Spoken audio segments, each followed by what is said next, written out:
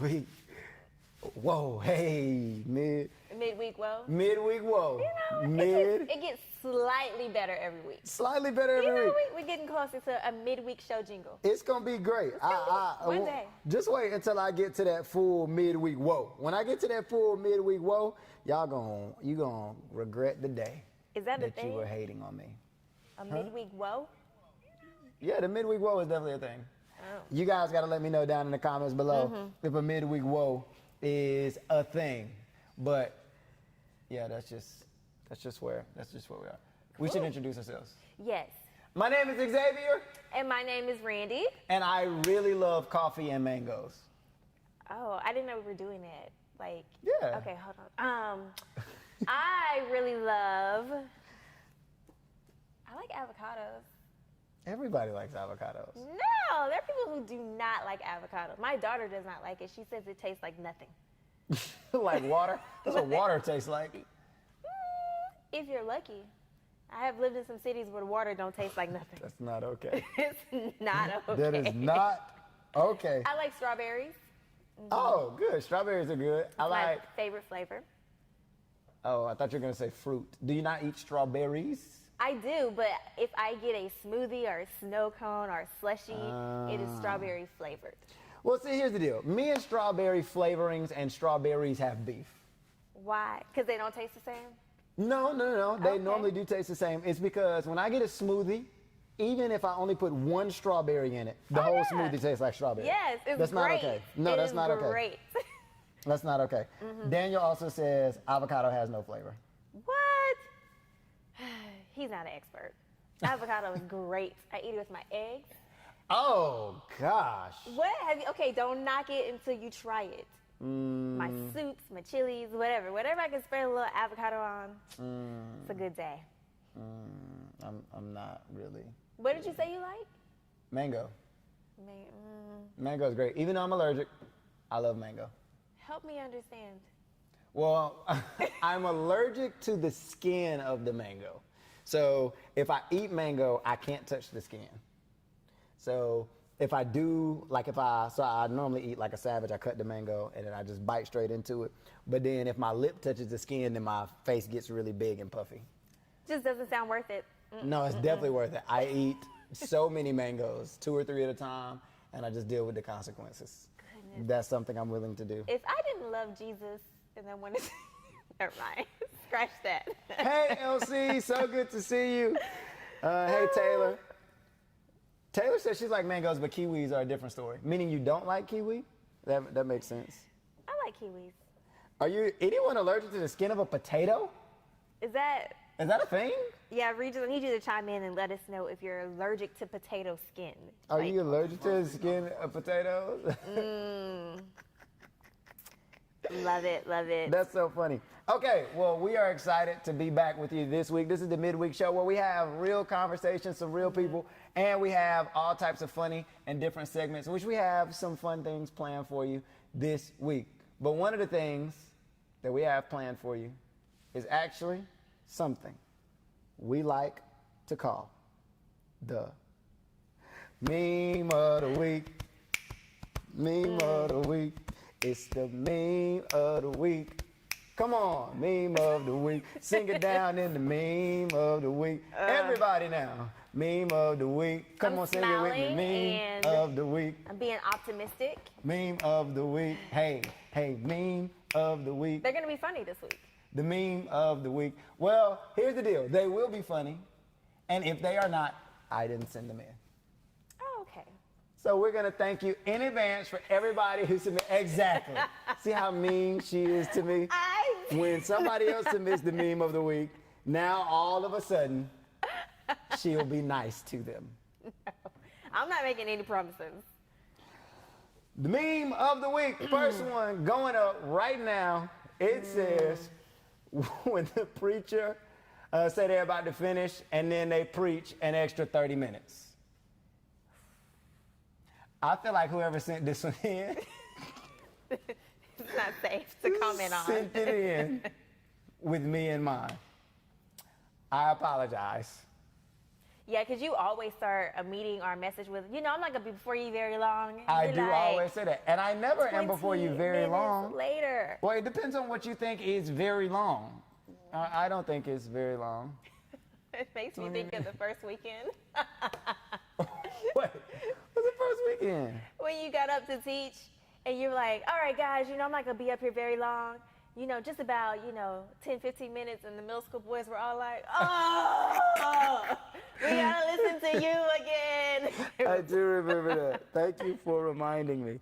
Guys, I live a very traumatic lifestyle. They probably made this meme. Middle school boys. Middle school boys most definitely made They this made meme. this meme. Also, I want to dress it. I thought about addressing something. No, don't bring your baggage into the midweek show. That's not Midweek what show we're here for. is not for the baggage. Not for your Midweek baggage. show is not for the baggage. Okay, there's one more, and I feel like whoever made this one made it with me in mind as well. It says, when the preacher calls out exactly what you're going through. It is like a crying face. It's not as funny as it is relatable. I too understand. Pastor Conway was preaching this weekend and did the exact same thing to me. Oh, yes. I was crying. I was not actually crying, but I was grieved. Yeah. And I was hurt I think he walked all over everybody. and It all of was those things. all Oh, here it those. is. The meme popped up. Aw, It's the face for me. it is. Such a sad baby. Poor baby, sad baby. Well, I like how both of those were super churchy. Yeah, look at that. People send in Christian memes all the time. Do they? No. Okay. It was like, I have seen some questionable ones. Hey, but if you want to participate and send in some really funny memes, make sure, do your research and text them in, and we'll share them next Wednesday on the Midweek Show. On the midweek show, on the section that we call Meme of the Week. Meme of the Week. Also, if you have any DJ skills, we would love to have someone DJ so Pastor Xavier doesn't have to make his own music. Okay, I'm done. We're talking about something pretty exciting today. Yeah. Yeah, something pretty exciting today. Today we're talking about tips for dealing with change. So your life is going to be full of change. My life is going to be full of change. Miss Randy's life is definitely going to be full of change. Not going to be, it is. It is definitely full of change. There's a lot of things going on in the world right now. Some of you are going back to school. There's a new change. And so today we're talking about tips on how to deal with those things. But first, a question of discussion. Okay. What is one thing you do or eat the exact same way every single week or every single day? So maybe it's a morning routine, maybe it's how you do your Devo, maybe it's a breakfast or how you speak to your mom. What's one thing you do every single week, no matter what it is? Wow. I'm not a big routine person. I think because I have so many random things in my life, except for my nighttime routine. And Pastor Andre, my husband, would say it's like a 20-minute process. But, you have to wash your face, floss, brush your teeth, wrap your hair up, moisturize. It's a lot of steps. So I do that the same way every night. That is. That's good. I don't do mine the same way, but I also wrap my hair, brush my teeth. Yo, What? wait, hold on. And when Pastor Xavier says wrap his hair, he means wrap his hair. I have a picture. I have evidence. I'm bringing it next Wednesday. Safe space. This was supposed to be safe space. That is not safe. I mean, how else are you supposed to explain these luxuries? Keep my luxurious curls. I gotta keep my well-maintained- curls popping. Y'all, I have a picture. I'm bringing it. She's not bringing Remind it. me. We're not bringing it. What Ms. Randy is talking about is I don't like the traditional do-rag that guys wear. Yes, so guys. I have Optimal word there. I have a bandana that I use. A bandana that I tie around my head at night to go to sleep in. You're leading them to believe that it's like a Tupac kind of bandana. Y'all, it is a silk bandana. Well, you cannot put cotton on with your a hair. bright, colorful Picasso painting. It's luxurious. You can't, think Bruno Mars type bandana. But the point is, you cannot put, ladies, let me know in the comments, you cannot put cotton on your hair. It will rip your hair out. It will demoisturize your hair. You know this. Yes. So what else am I to do? Just not ever be on camera. Oh my goodness. you're Well, like I said, y'all called me. We're talking about See, look, this is not what it was about. We're talking about things we do the same thing, things we do the same way every single time. So people are laughing at me. Picasso. Yes, Raven, a whole Picasso. Oh my gosh. I'm about to take my mic off. This is over. Okay, no. Carry on. Y'all are embarrassing me. Okay, but so while we're on this topic this week of change, what is the biggest change? 2020 is a big change for all of us, but maybe more like within the last month. What's the biggest change that has occurred in your life? That's good. So for me, in the past month, everybody was kind of working from home, and my wife teaches, and so there are a lot of students at home, blah, blah, blah. But as students have gone back to school, my wife is also going back to school and in work, so she is away from the house more often than normal. So that is new, just having people out of the house, and like now we're both out of the house and in the house sometimes, so we're much more careful with like wearing masks, whereas before she was just at home all the time, blah, blah, blah. And then you just start to realize, maybe you've seen that with like siblings and stuff, like the moment you leave and you aren't seeing your parents and stuff as much anymore, you're kind of happy, but a little bit of it is like, oh, I kind of miss the random game nights and, movies and stuff like that. All those things that were 2019. Yeah, so, 2020 has been 2020, but my dad got married this year.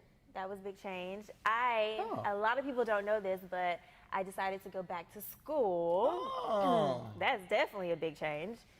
And what else? Oh yeah, and then my kids who have been virtually learning from home actually just went back to school 2 days ago. That's been nice. No shade. I expected you to say I miss them. They come home every day. They're enjoying it. They're happy to be back around people.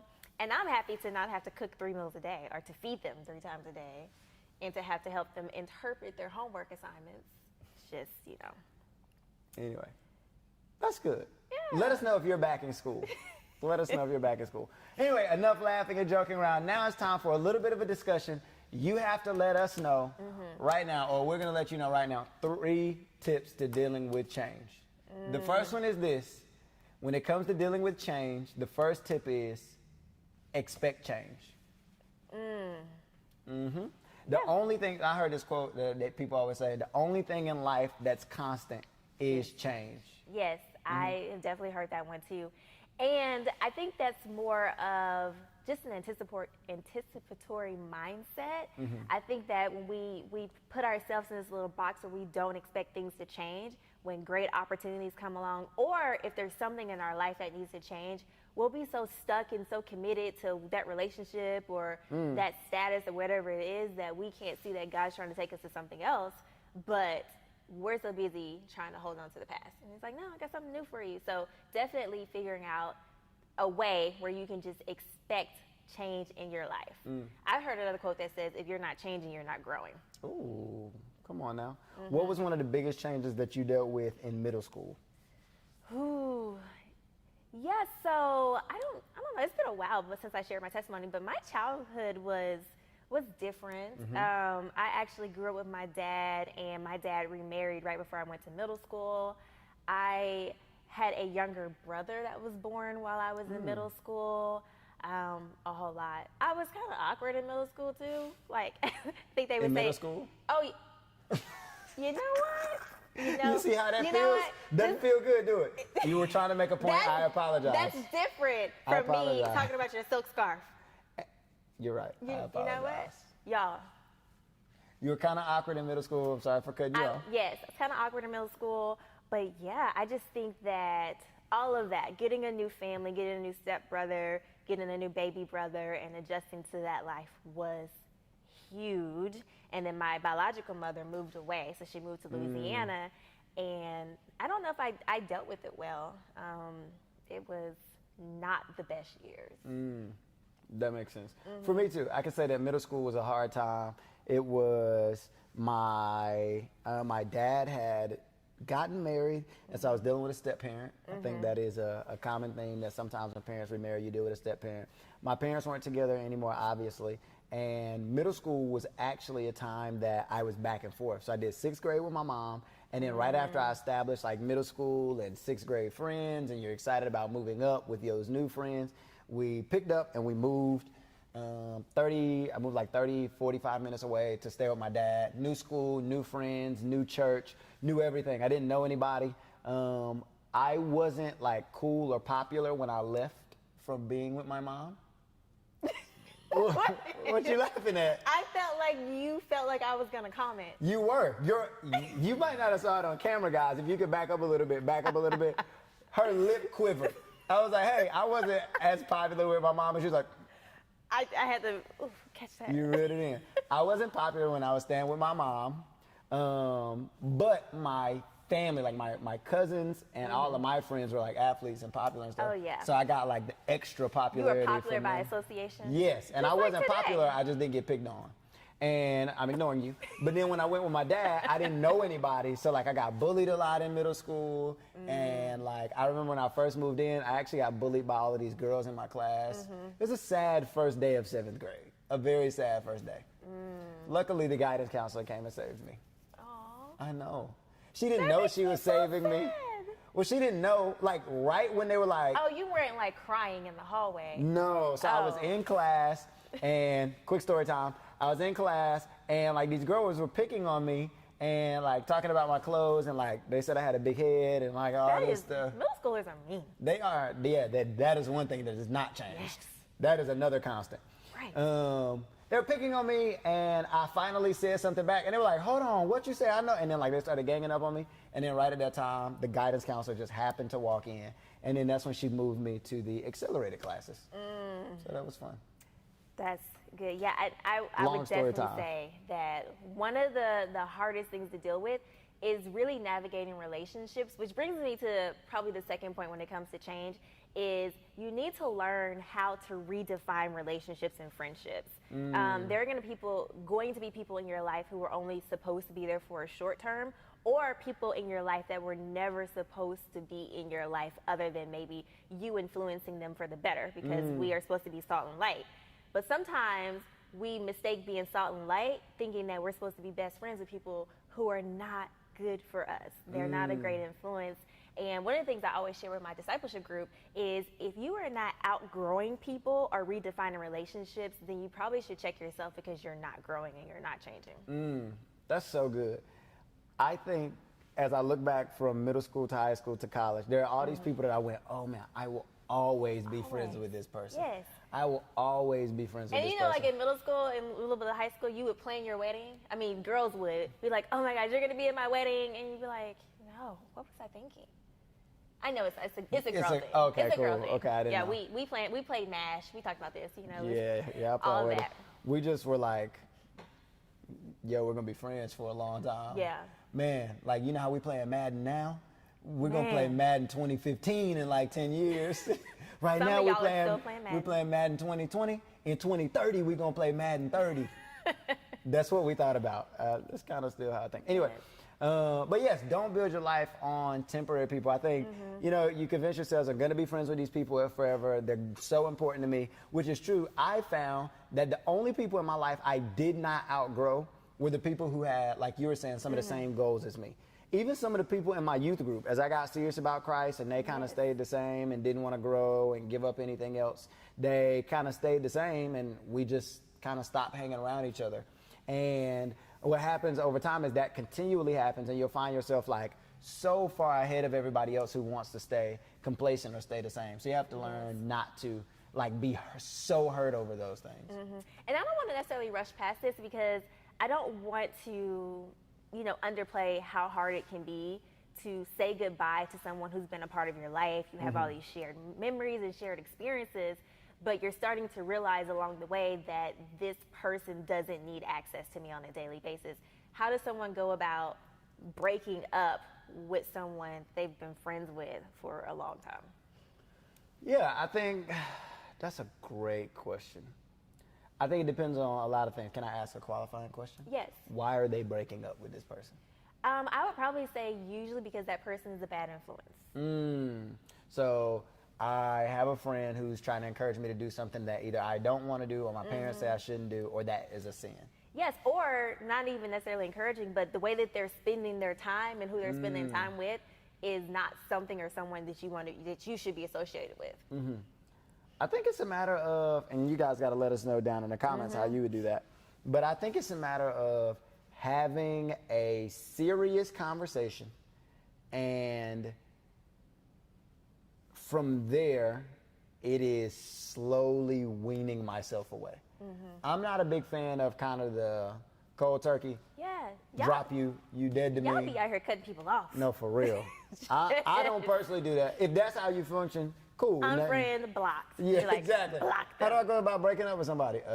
You break up with them? Yes, but you know the crazy thing is I have had students block someone on social media and then block them in real life. You can't just pretend like someone who you have always talked to and spent time with. Yes, they is not can. there. Yes, they can. They do a great job at it. But that is not okay. That is not okay. It's not okay. It's worth a conversation to tell the person, hey, this is why I don't think we can hang out together anymore. Give them an opportunity to fix it or speak into it and say, hey, Yes. as long as you are doing these things, it means that our friendship or relationship is being hurt.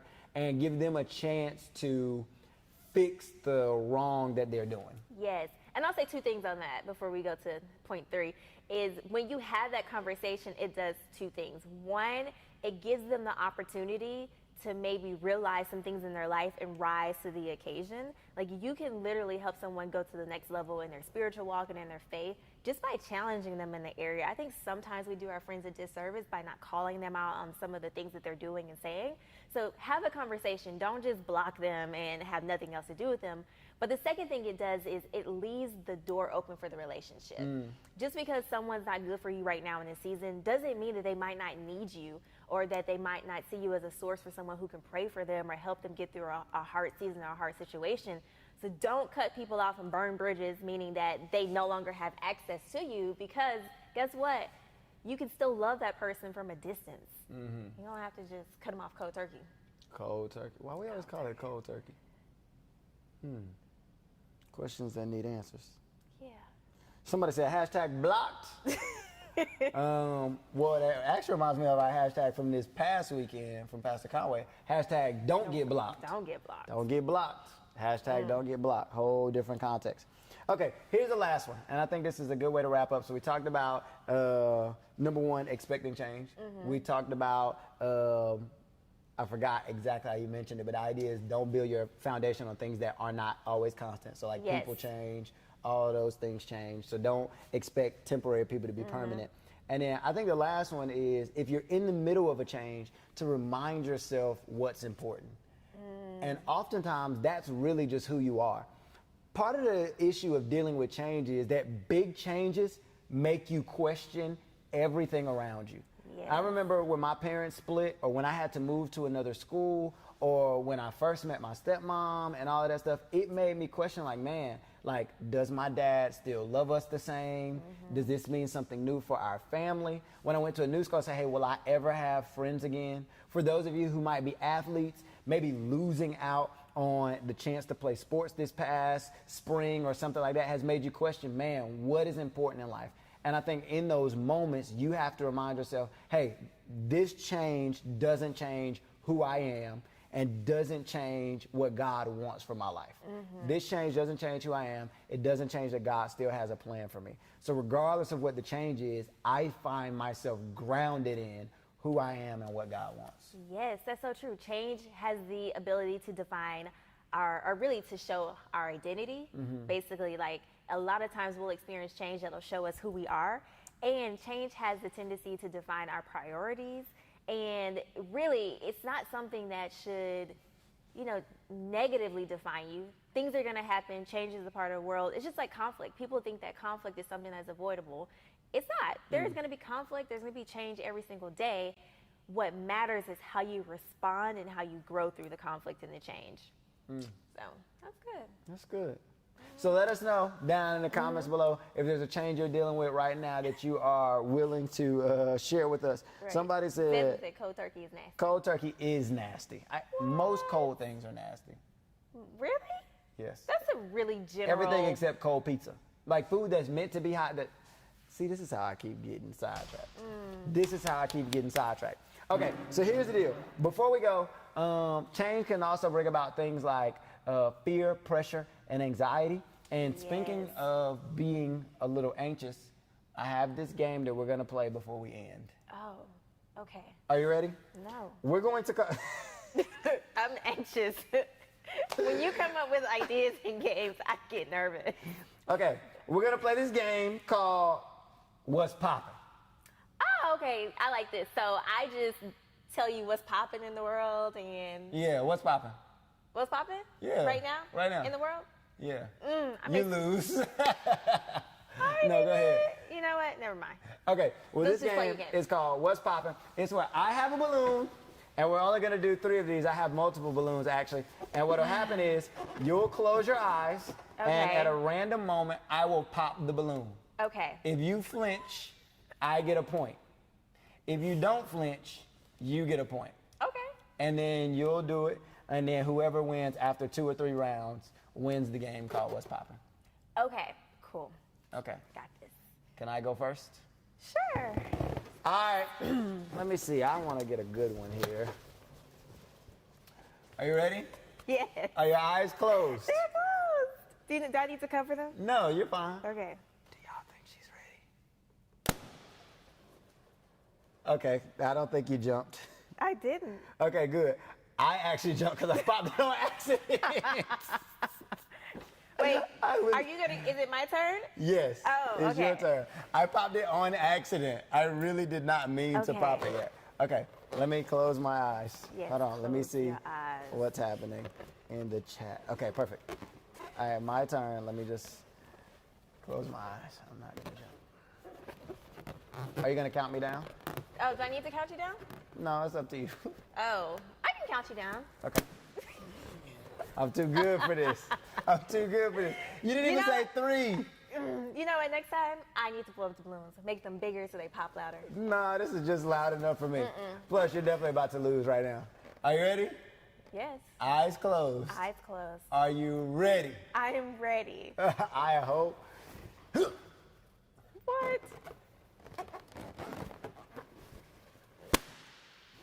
No, you didn't jump. Ah, you jumped. I win. My eyes were open. I win. First of all, I win. That's all the time we have. It's time Yes. to play the jingle where we go choo-doo, choo-doo, choo-doo, choo-doo, choo-doo, choo-doo. not how the jingle sounds. That's exactly how the This is jingle not sounds. how the jingle Wait sounds. until the jingle plays. You'll hear that that's exactly how the jingle sounds. See you guys.